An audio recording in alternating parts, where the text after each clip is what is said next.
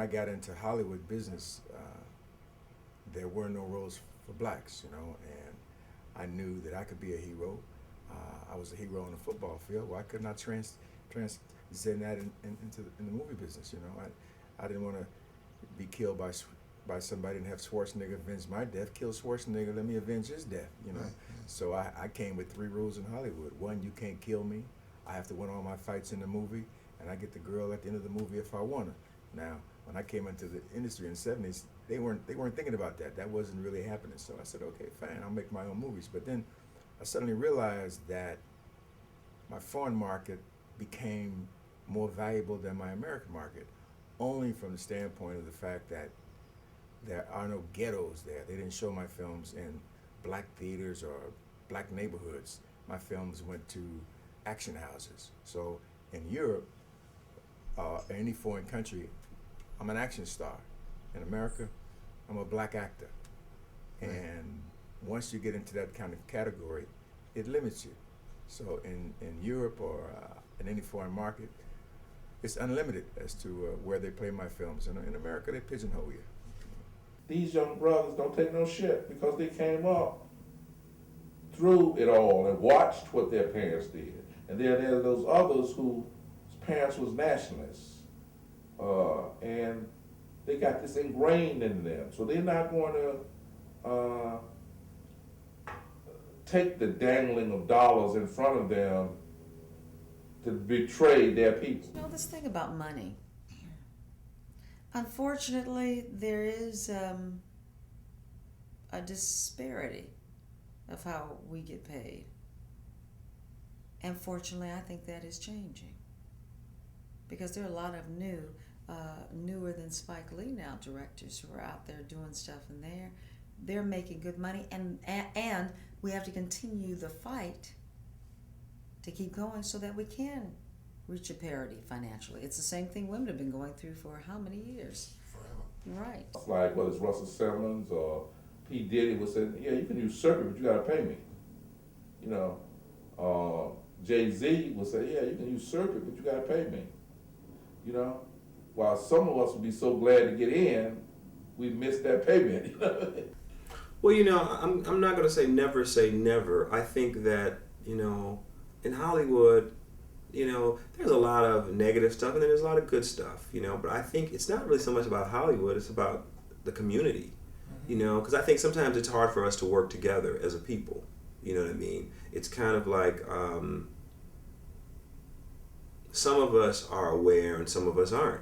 Everybody that's black doesn't have a conscience, you know, so some people say, well, hey, you know, like, oh man, I don't want to do that stuff with y'all, you know, but then, you know, when they see the numbers that Tyler's doing over there, then they go like, well, maybe I would like to be in a Tyler Perry movie, you know what I mean? And it's like where their agents may be for, don't do a black movie, stay in the, you know, do the white movies, you know, and so I think that bridge, there's a bridge there, and, you know, when I see the numbers, 41 million that he did, you know, for Madea Goes to Jail, it gives me a lot of hope because it sends a message to Hollywood. So at some point they're going to go like, we need to get more content with people of color. So it sends a good message. So I'm not going to say no because you just never know, but I think it's going to take, you know, the Barack of Hollywood to unite the brothers and sisters so that we can, you know, work together, do more movies, do more television shows.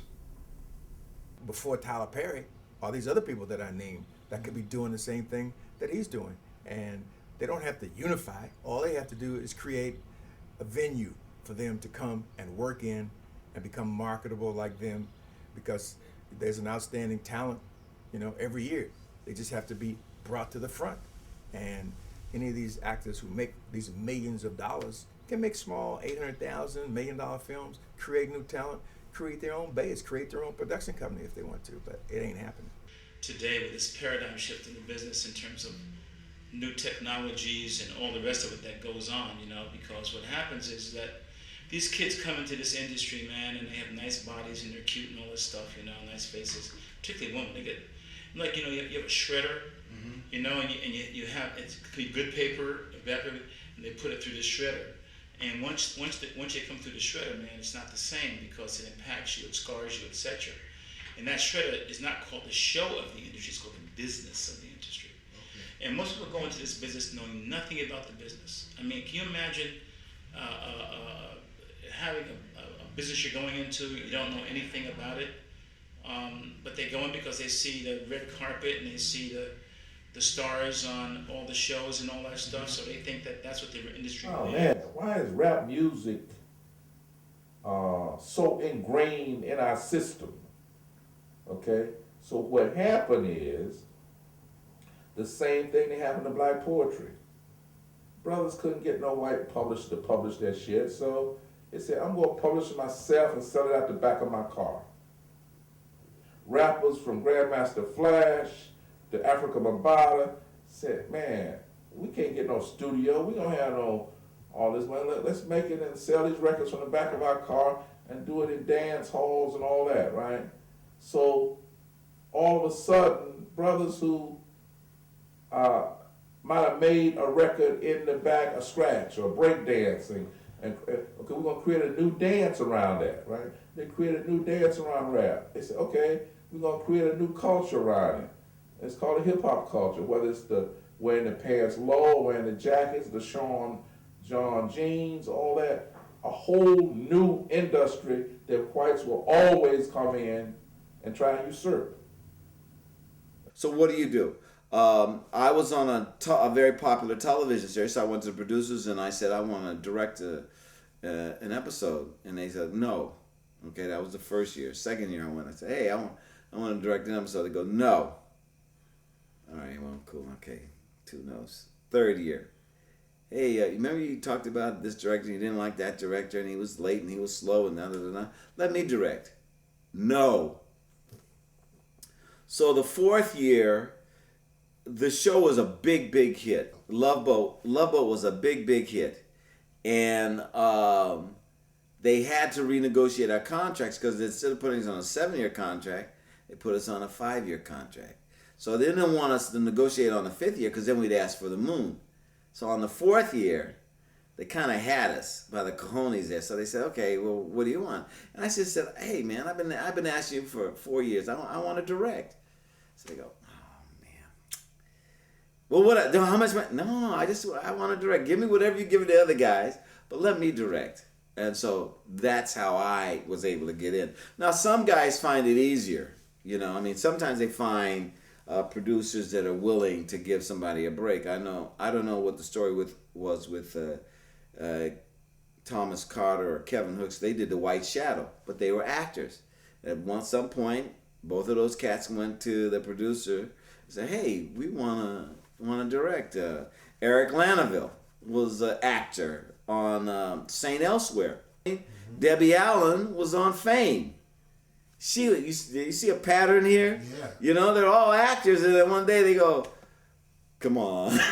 You know, I could, let me do this, you know. Plan B can be like the rappers have done. It's like you use your ingenuity, you use what you have that's available for you, and you do a film. And, you know, that's what basically I did with my film, and got my friends together and, you know, people to work on the film so we could shoot something. We shot the film in 17 days with friends, you know, in Brooklyn, around the neighborhood, and that's how we did Just Another Girl on the IRT. Well, you know, I think the passion and drive of a director is different than the passion and drive of anybody else because real directors create an entire world. They look at what everything is in the scene. So, you know, like, I love what I do. You know, it's like one of the films that people love of mine is The 5 Heartbeats. The 5 Heartbeats came out of me as a young kid watching the Temptations break up and then saying, why did they break up? Now, the passion of a director, I was into every detail of the 60s, even though I was a baby in the 60s. So the hairstyle,